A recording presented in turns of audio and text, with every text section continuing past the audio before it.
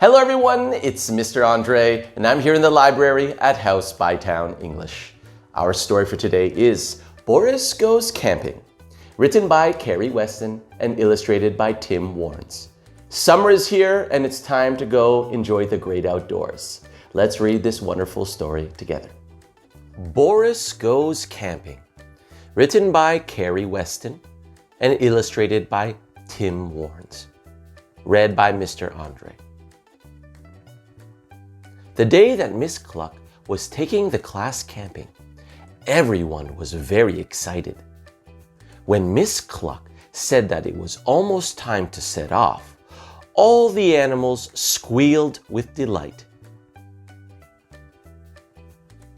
Letitia, the rabbit, carried her butterfly net. Maxwell the mole clutched his teddy. The little mice each had a basket. Fergus the fox cub was given the map.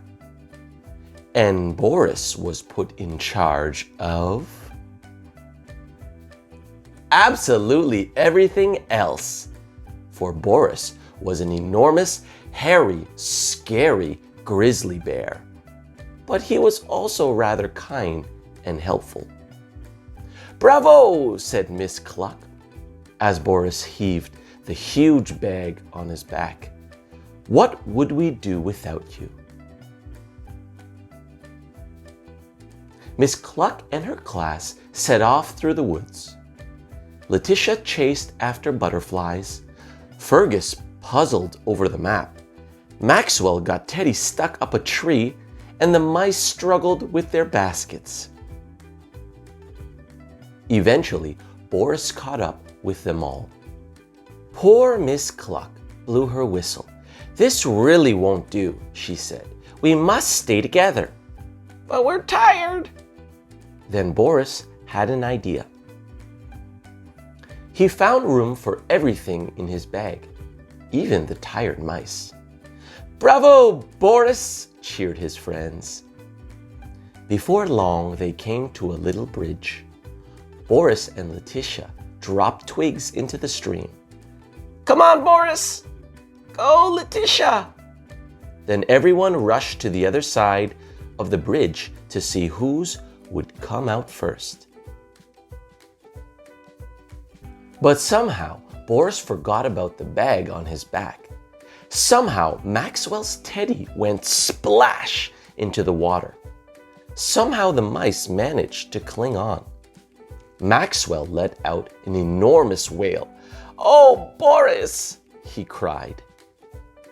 Poor Boris felt so clumsy and ashamed. Miss Cluck carefully leaned over the bridge with Letitia's butterfly net, but it was no good. Teddy was floating away. Boris decided it was time to be very brave. He leapt into the water, splash! All the way up to his hairy knees. Boris scooped Teddy safely out of the water. Now there were two dripping wet bears. "Teddy!" And Maxwell hugged them both.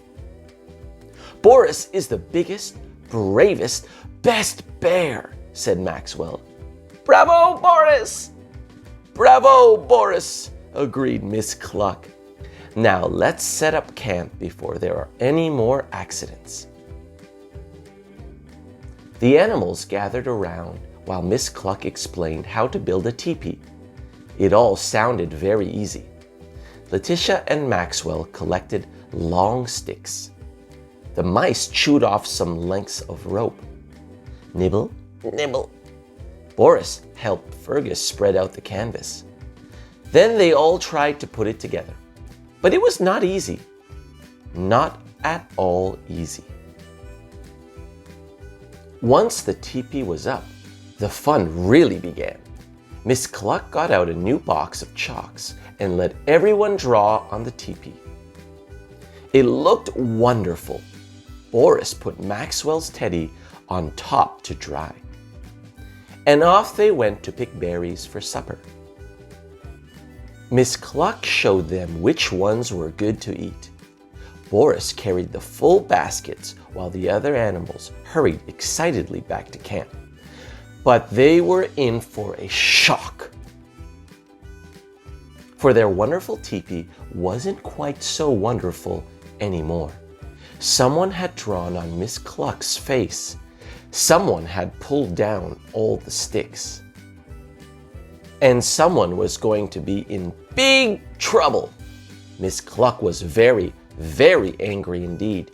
She marched straight up to the bulging canvas, reached underneath, and pulled out 2 very naughty little wolf cubs. The cubs wriggled and struggled. "Do your parents know you are out in the woods alone?" asked Miss Cluck in her firmest voice. "We don't care," yelled one of the cubs rudely. "Our daddy is a big, bad wolf. Grrr." "He's much bigger than you," said the other, even more rudely. "And he eats chickens for supper," boomed Boris with a great big berry-stained grin. "Yikes! It's a grizzly bear! Help! It's a hungry bear! Phew! It's Boris Bear!" The naughty little wolf cubs turned on their heels and fled. Boris was most confused. "Oh, Boris, what a brave bear you are," smiled Miss Cluck. "Now let's put the teepee back together." "Bravo for hairy, scary Boris!" That evening, Boris and his friends ate a supper of toasted marshmallows and berries until the sun went down. Then Miss Cluck got out her guitar and they sang songs under the stars. Boris felt his eyelids grow heavy. It was tiring being a big, brave bear. "I think I might go to bed now," he yawned. "Sleep tight. Good night, Boris." "Night, night." Boris snuggled down happily inside the teepee and was soon snoring. A little later, Fergus, then Letitia, Maxwell with Teddy, the mice, and Miss Cluck crept into the teepee. There wasn't much room, but nobody minded a bit. After all, everyone had a nice, soft place to sleep. Even Miss Cluck. "Bravo, Boris," she whispered as she fell asleep. The end. This has been a reading for House by Town English, read by Mr. Andre.